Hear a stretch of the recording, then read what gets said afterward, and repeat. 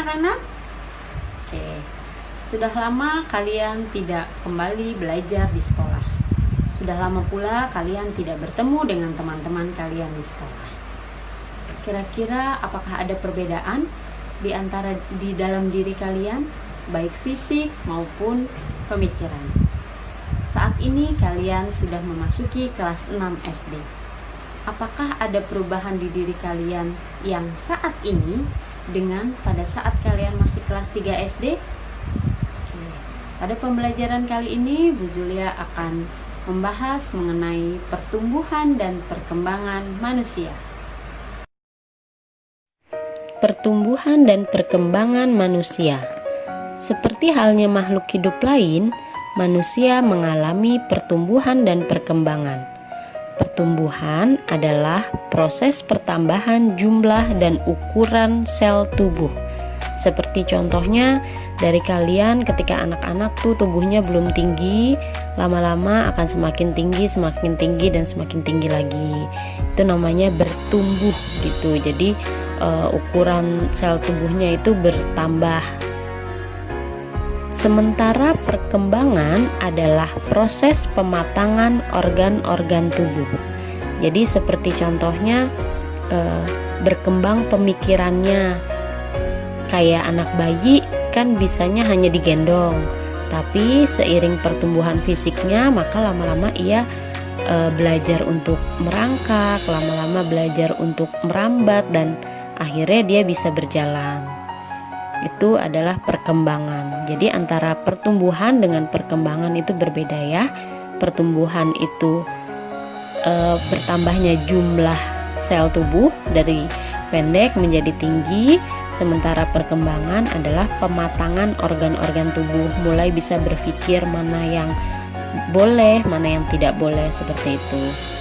Tahapan pertumbuhan dan perkembangan manusia yaitu sebagai berikut.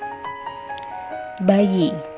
Bayi adalah masa saat manusia baru dilahirkan dan sangat bergantung pada orang tuanya.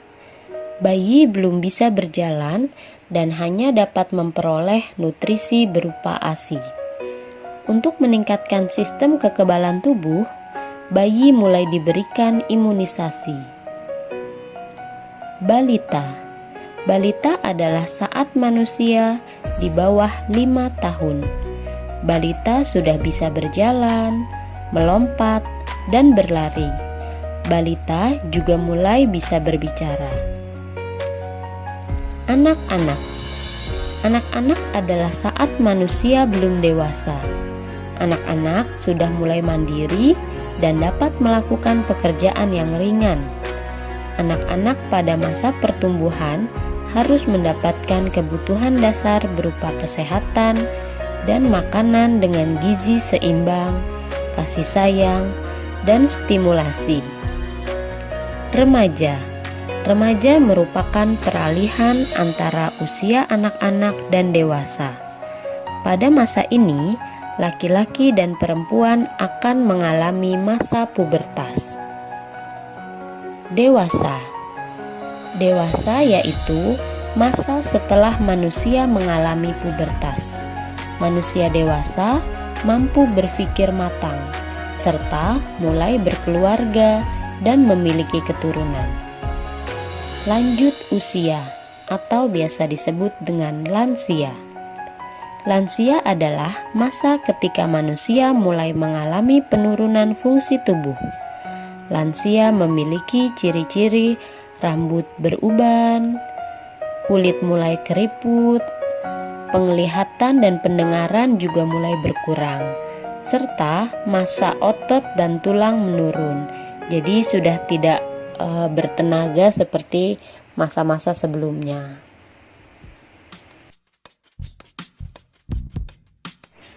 Pubertas pada masa remaja.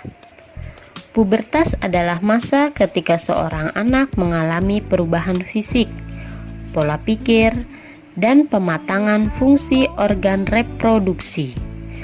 Pubertas berasal dari bahasa Latin, yaitu pubes, yang berarti masa menuju dewasa. Pada masa pubertas, tubuh seorang anak akan berubah. Perubahan ini dipengaruhi oleh hormon di dalam tubuh. Hormon merupakan zat yang dihasilkan oleh tubuh untuk mengendalikan proses-proses tertentu di dalam tubuh. Pada remaja laki-laki, pubertas dimulai pada kisaran usia 13 sampai 14 tahun dan berakhir pada kisaran usia 17 sampai 19 tahun. Adapun pada remaja perempuan, pubertas dimulai pada kisaran usia 10 hingga 11 tahun dan berakhir pada kisaran usia 17 hingga 19 tahun. Berikut adalah ciri-ciri fisik remaja yang mengalami pubertas. Ciri fisik remaja laki-laki. Massa otot bertambah, jadi sudah mulai ada kekuatan. Dada membidang, suara menjadi lebih berat, tumbuh kumis dan jakun, tumbuh jerawat, dan jumlah keringat semakin banyak. Sedangkan ciri fisik remaja perempuan, pinggul mulai membesar, suara berubah menjadi lebih nyaring, tumbuh jerawat, dada mulai membesar, ada pula yang sudah mengalami menstruasi. Badan juga lebih sering berkeringat. Nah, karena ciri fisik remaja laki-laki dan perempuan itu sama-sama lebih sering berkeringat, jumlah keringatnya semakin banyak, jadi kalian sesering mungkin untuk lebih perhatikan diri kalian, lebih sering membersihkan diri dengan mandi minimal 2 kali dalam sehari, kemudian menggunakan deodoran dan juga parfum supaya tetap segar dan tidak menimbulkan bau badan.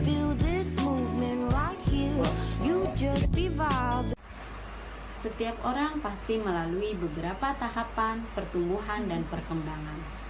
Perubahan fisik seseorang dapat dipengaruhi oleh hormon. Antara remaja laki-laki dengan remaja perempuan memiliki ciri fisik yang berbeda. Maka dari itu, jagalah diri kalian baik-baik. Usia kalian adalah masa transisi dari usia anak-anak menuju remaja. Banyak hal-hal baru yang akan kalian alami.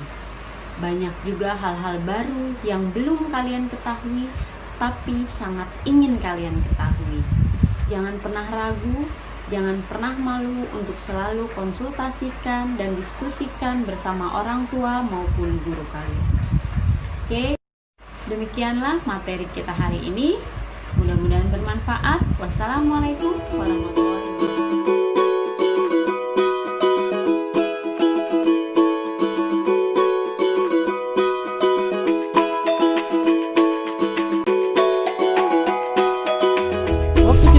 Kita sering banget disuruh minum susu dan makan sayur yang banyak, katanya biar kita bisa tumbuh tinggi kayak jerapah.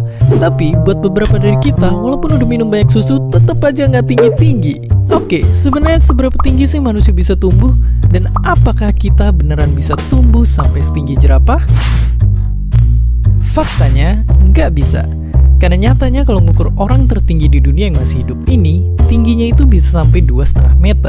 Artinya itu 1,5 kali lebih tinggi dari rata-rata manusia di dunia. Meskipun tentu aja masih jauh dari tinggi jerapah. Tapi apa yang bisa bikin dia jadi tinggi banget?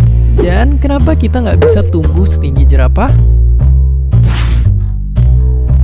Bukan karena makan jamur ajaib, tapi ternyata karena tumor yang tumbuh di otaknya. Tumor ini bikin tubuhnya terus-terusan memproduksi hormon yang bikin tingginya bertambah. Pertumbuhan yang gak berhenti-berhenti inilah yang justru bakal membahayakan hidupnya. Karena nyatanya tinggi manusia itu memang dalam tanda kutip ada batasnya. Oke, apa batasnya? Ya, jadi tinggi maksimal kita itu dibatasin sama hukum fisika dasar yang namanya square cube law. Simpelnya, ketika kita tumbuh, kita nggak cuma makin tinggi, tapi kita juga makin lebar. Karena badannya makin besar, jadi beratnya juga pasti jauh lebih besar. Dan disinilah masalah yang dihadapi si jangkung tadi. Tulangnya udah nggak kuat nahan berat badannya, makanya dia butuh alat bantu berdiri. Dan menurut penelitian, kalau tinggi kita lebih dari 2,7 meter, kita bakal sulit buat beraktivitas sehari-hari. Karena otot kita akan kesulitan buat gerakin badan kita dan akibatnya jantung kita nggak akan bisa memompa darah ke seluruh tubuh. Makanya bukannya jadi keren, tapi tinggi yang berlebihan itu malah bisa jadi malapetaka. Nyatanya dunia ini juga udah dibikin sedemikian rupa buat rata-rata tinggi kita. Kalau tingginya udah kelewatan banget, kita bakal sulit buat masuk kelas, naik motor, atau ngelakuin kegiatan favorit kita. Dan seperti biasa, terima kasih. Suara orang itu beda-beda. Ada yang kalau nyanyi nadanya lebih tinggi dari gedung pencakar langit, dan ada juga yang saking ngebasnya sampai bikin bumi bergetar. Tapi nggak cuma tinggi rendah, setiap orang juga punya karakter suara yang unik. Lalu mungkin kita penasaran, kenapa suara orang itu bisa beda-beda? Untuk tahu jawabannya, kita mesti paham dulu. Suara itu muncul gara-gara udara yang dipompa paru-paru, digetarkan pita suara biar bunyi, sampai akhirnya dibentuk A, I, U, E, O-nya lewat mulut. Nah, perbedaan suara, baik itu tinggi, rendah, sampai karakter tebal tipisnya, muncul karena bentuk dan ukuran masing-masing pita suara kita juga berbeda.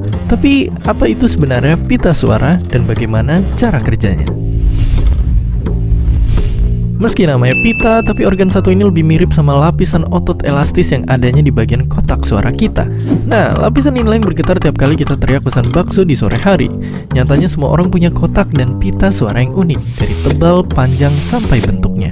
Dan kalau bingung kenapa suara cowok itu lebih rendah daripada cewek, bayangin ini kayak senar gitar yang semakin tebal senarnya, semakin rendah dan berat juga suaranya. Tapi pertanyaannya, bagaimana kalau suara kita hilang? Apa penyebabnya? Bukan karena pita suara lagi main petak umpet, tapi karena membengkak. Ya, kalau lagi pilek, iritasi, radang, atau bahkan kecapean, pita suara bakal membengkak dan akibatnya suara kita jadi melemah dan serak-serak becek. Tapi tenang aja, asal diistirahatin yang cukup, pita suara bakal kembali normal seperti sedia kala. Pada akhirnya suara itu penting dijaga. Biar suara kita awet sampai tua, minum air yang cukup, jangan teriak-teriak, kurangi makan pedas, dan hindari merokok. Dan seperti biasa, terima kasih.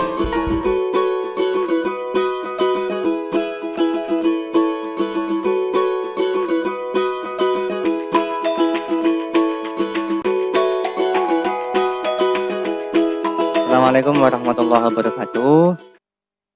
Kali ini untuk pembelajaran 9 untuk mapel PJOK kelas 6 SD ya. Ini pemeliharaan kebersihan alat reproduksi. Pada kesempatan kali ini untuk kompetensi dasarnya yaitu 3.9, memahami perlunya pemeliharaan alat reproduksi. Dalam materi ini, tujuan pembelajarannya yang pertama yaitu memahami perlunya pemeliharaan kebersihan alat reproduksi. Sedangkan untuk tujuan yang kedua, yaitu menjelaskan perlunya pemeliharaan kebersihan alat reproduksi. Oke, kita lanjutkan. Yang pertama yaitu pengertian alat reproduksi. Ya. Reproduksi merupakan proses terbentuknya individu makhluk hidup yang baru. Jadi reproduksi itu adalah proses terbentuknya suatu individu atau makhluk hidup yang baru, ya. Reproduksi itu bertujuan untuk melestarikan keturunan agar makhluk hidup tidak punah. Nah, ini tujuannya dari reproduksi. Misalnya, manusia itu bereproduksi dengan cara melahirkan. Ya, ayam ini bereproduksi dengan cara bertelur. Dan mungkin kucing itu dengan cara beranak. Masih banyak makhluk hidup ya, dengan banyak reproduksi dengan cara mereka masing-masing, itu anugerah dari Tuhan Yang Maha Esa.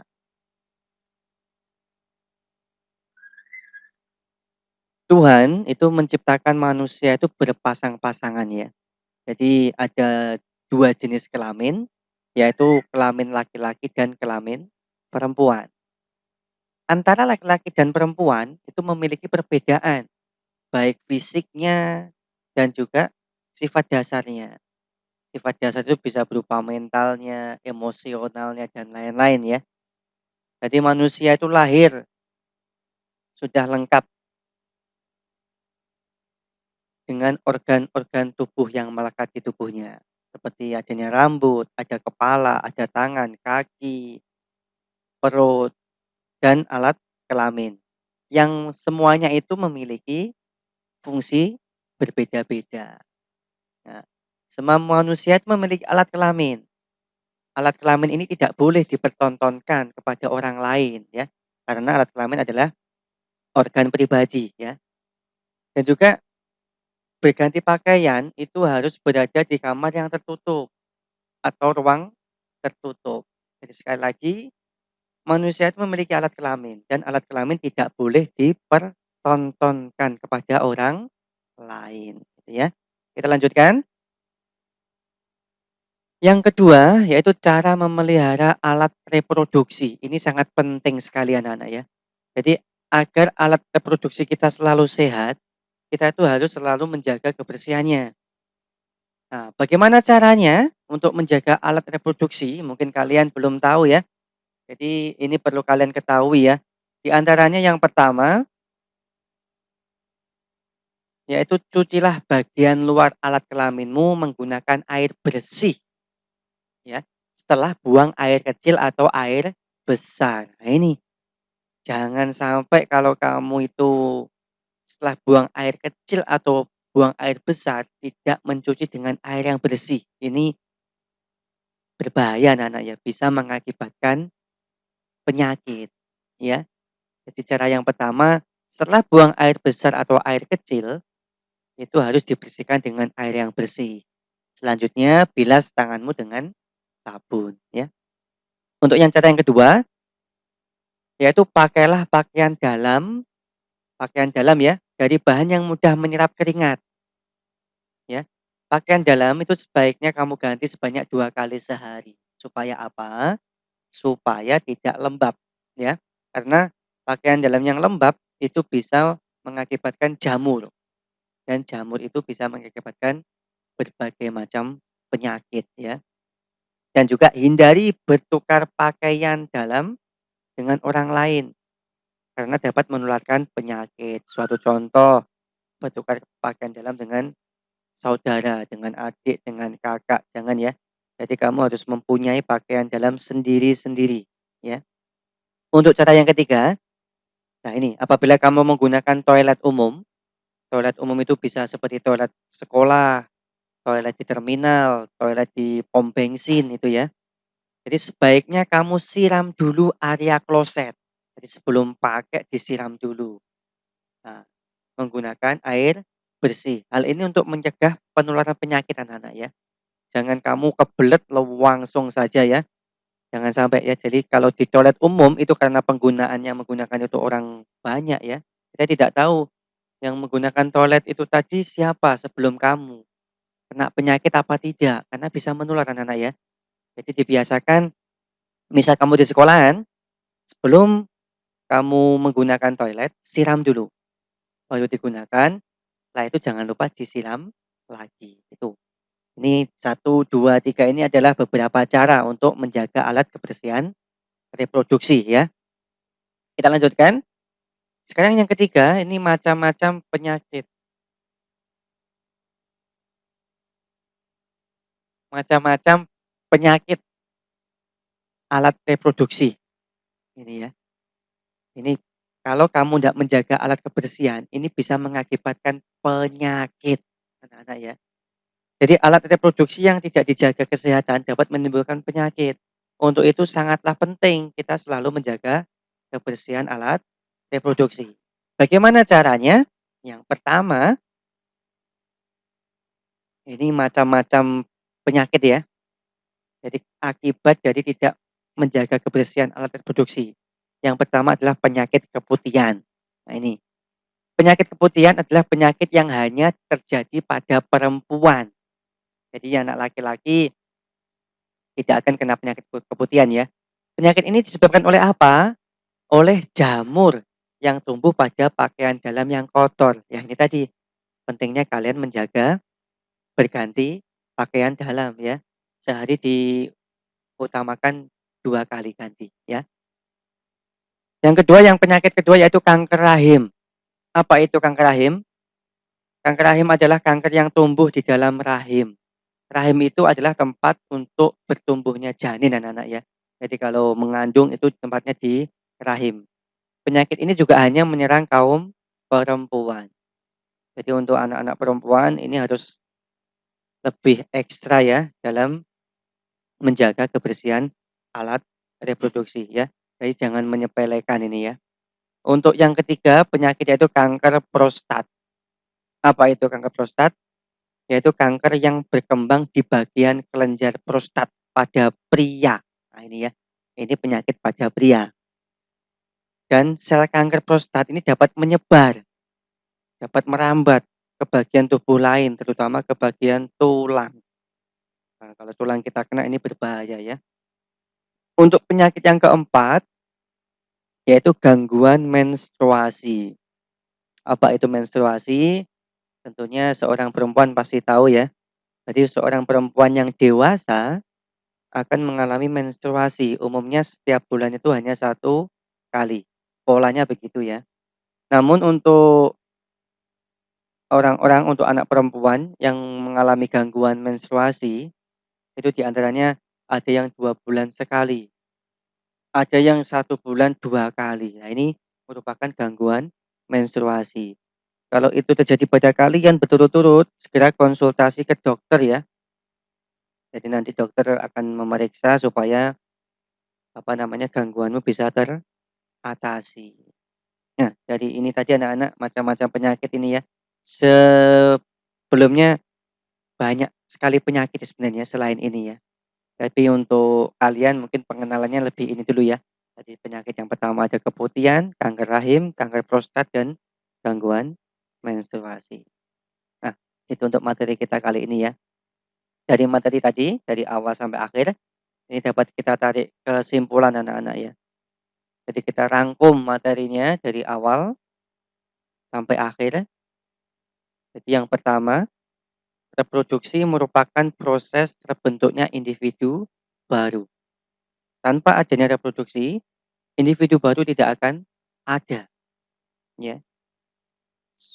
Yang kedua, reproduksi bertujuan untuk melestarikan keturunan. Jadi ini penting sekali ya. Kalau di dunia ini anak-anak tidak melakukan reproduksi, maka manusia bisa punah ya. Yang ketiga, alat reproduksi adalah organ-organ tubuh yang digunakan untuk melanjutkan keturunan.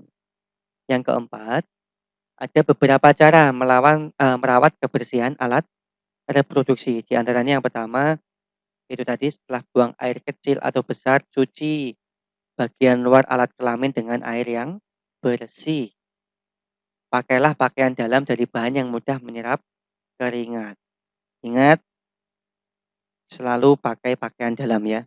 Jangan sudah besar, oh nggak penting ini pakai pakaian dalam ya.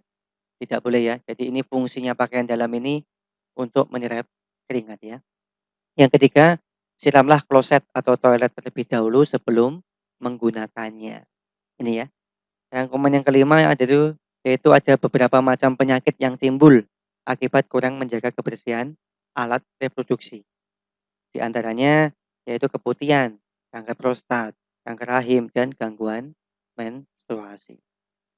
Baik anak-anak, itu pelajaran kita hari ini dan semoga kita dijauhkan ya dari penyakit alat reproduksi dan semoga kita selalu diberikan kesehatan ya. Terima kasih.